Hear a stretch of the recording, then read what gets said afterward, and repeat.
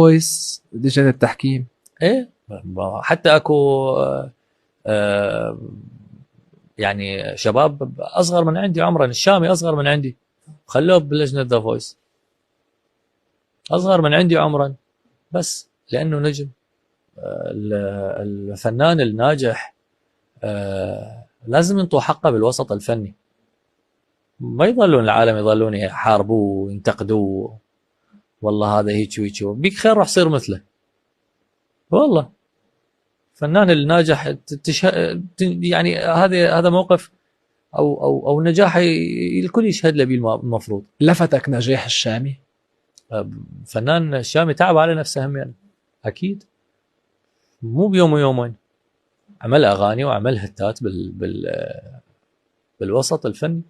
ممكن يجمعك تعاون بالشامي؟ بتحس تقدروا تلتقوا بمحل معين؟